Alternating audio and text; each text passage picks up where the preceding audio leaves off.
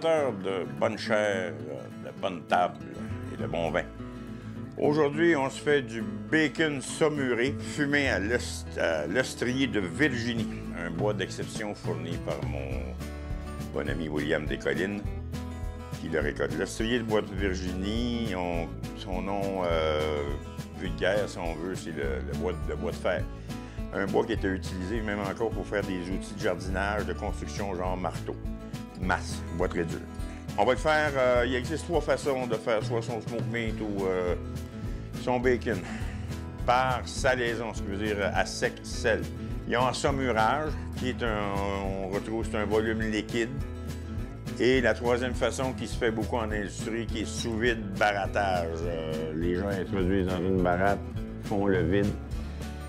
Les muscles se disloquent et la saumure rentre direct. C'est une façon très rapide, mais qui se fait en industrie. Aujourd'hui, on fait en saumure injectée, ce qui est une façon très rapide. Dans l'espace de 8 heures, on est prêt à passer au fumoir. Beaucoup de personnes bon, ça prend combien de saumure pour immerger comme il faut ma pièce de viande? Formule très facile. On multiplie tout par 1,8. Notre recette est très facile. La voici. Pour chaque kilo de viande, surtout de flanc de porc, 1,8 litres d'eau froide non chlorée, de 3 à 6 % de sel nature, ce qui veut dire de 54 à 108 grammes de sel nature. Pour le sucre brun, sucre d'érable ou même de miel, de 27 à 50 grammes de sucre. Par son taux de gras élevé, le flanc de porc de 40 %, contrairement à toutes les autres viandes qui sont de 25 à 30 %, et le gras qui n'absorbe pas les conservateurs, genre sel nitrité, on doit baisser notre dosage. En saumure, ça sera 10,8 grammes de sel nitrité numéro 1, 3,6 grammes d'érythorbate de sodium. En option, un enrobage. Moi, je reste toujours dans la simplicité. Bon. Il y a des recettes de bacon qui mettent plein de choses. Est-ce nécessaire? C'est vous qui avez la réponse. Mon enrobage, pour avoir une belle texture de goût, c'est 1 de poivre, 1 de sucre, 1 d'ail. Alors, on s'en va en injection. Tout le monde a leur tablier, tout le monde le couteau. On s'en va faire du bacon fumé. Malgré le froid, la neige et les tempêtes, rien ne m'empêche de faire mon fumé. On t'a fumé à froid. Flanc de porc, bacon. On va fumer avec le bois de William Descollines, le bois de fer de l'ostrier de Virginie. Nous en sommes à préparer notre saumure, tout dans l'eau très froide. Ça doit être mélangé. J'avais mon sel, mon sucre que je viens d'ajouter, mon sel nitrité.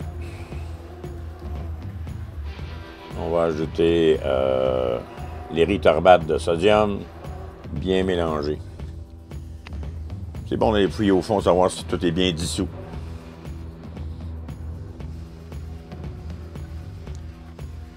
Laissez votre eau reposer un peu pour qu'elle va se clarifier, vous allez voir ce que c'est. Alors, l'injection, que ce soit, on fait de chaque côté, que ce soit avec votre seringue ou un injecteur électrique comme ça, là, on fait les 4 côtés à toutes les 2,5 cm, à toutes les 2 pouces, pour bien insérer. Imaginez-vous un damier, comme quand on faisait de la peinture à numéro. Ont toujours la même distance, dans le sens de la fibre, mais un flanc, c'est plus compliqué parce qu'il y a des fibres qui se croisent. Alors, on en met autant que possible, ça doit gonfler. Même si ça déborde, c'est pas grave, ça s'en va tout dans notre chaudière. Voyez-vous, là, j'essaye le plus possible de me garder, de me faire un quadrillé. On fait les 2 côtés. Généreusement, toujours. Notre chair, là, je suis en accéléré, mais notre chair gonfle. Vous allez voir, ça doit devenir lourd.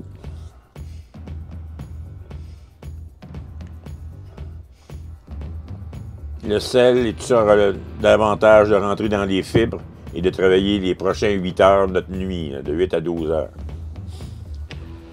Ou sinon, vous allez laisser une dizaine de jours en saumure, comme ce qui est en salaison. Hein.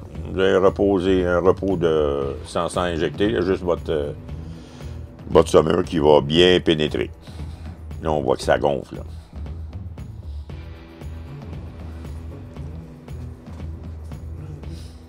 Bon. Donc, parti. Ça, c'était le deuxième morceau, parce que j'ai deux. Alors, à l'intérieur de notre chaudière,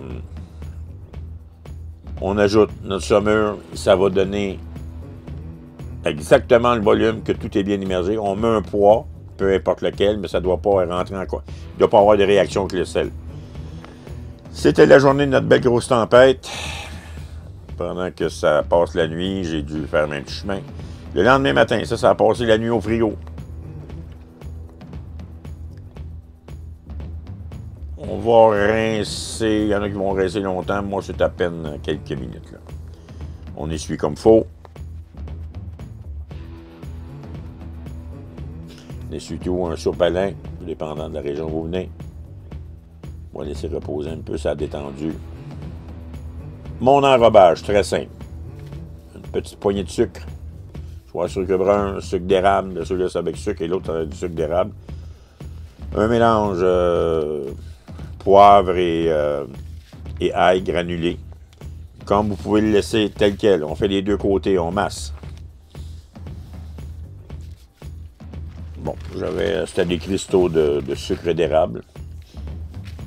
Il n'y aura pas réellement de différence. Un peu plus sucré, mais ça va donner un beau fini. La réaction de Maillard là, avec la fumée va donner un beau fini, puis ça va se retrouver à la cuisson. J'ai l'habitude, moi, de faire du fumé à froid. On peut passer direct à chaud, mais j'aime bien faire à froid. Étant donné que c'était une journée qui n'était pas très chaude, là, mon fumoir, j'ai mis en double. Je me prépare une braise en attendant sur l'autre fumoir. Je vais atteindre une température de 180 Celsius environ. Mon bois est fourni, ma fumée. Et à chaque heure, on vient vérifier, on vient nourrir notre feu. Étant donné que c'est un vertical, on aura à... La fumée est bizarre, là, on aura à faire des 180 degrés ou 90 degrés pour que la cuisson soit égale partout. Il y a déjà les réactions. Votre ami, thermomètre à viande. Vers 145-150, on retire. On fait un petit test de cuisson. Tout a bien travaillé.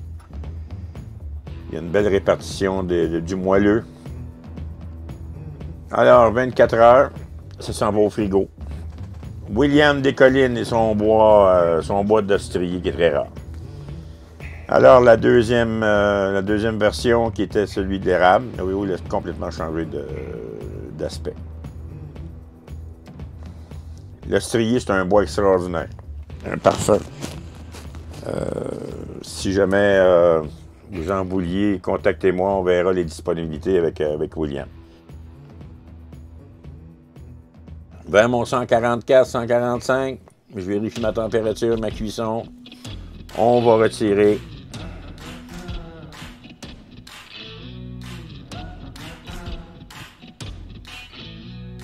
Bel apparent. Petit test un test visuel. Un beau moelleux. Mes conservateurs ont bien travaillé. C'est bien répandu avec l'injection.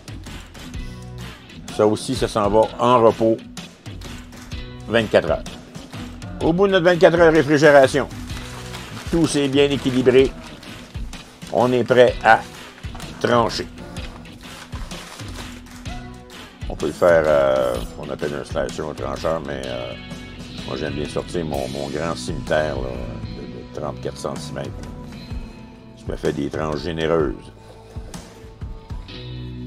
C'est bien dommage que vous n'ayez pas le goût ni l'odeur, le parfum, parce que il y a un bel arôme.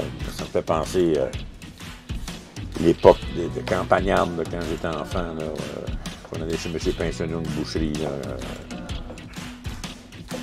Là, je suis allé celui qui était au sucre, le premier. Celui qu'on a vu avant, c'était celui à l'érable.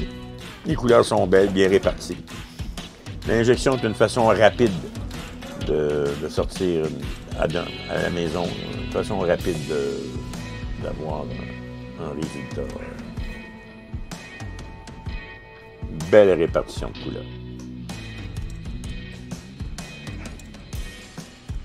C'est le genre de produit que vous ne retrouverez pas en épicerie. C'est qu'est-ce qu'on a. Sinon, si vous aviez l'occasion de connaître là, le boucher de votre région, là, ils sont capables d'en sortir des choses comme ça. C'est donc pas la même chose là, au niveau goût, au niveau texture, au niveau saveur. Tout est différent. Ça s'en va sous vide. En congélation, on en a pour quelques semaines. On portionne nos paquets. Congélateur, vous avez votre bacon sous la main. Et voici le moment tant attendu. La récompense du guerrier. Le moment de dégustation. Du petit matin. Dans un petit déjeuner gargantuesque. Comme je dis, c'est le festival du cholestérol, mais du bon goût. Ça vous donne pas envie, ça, mesdames, messieurs? Quand c'est fait maison, c'est meilleur. Merci de me visionner, de participer à mes brins de folie. On se donne un prochain rendez-vous.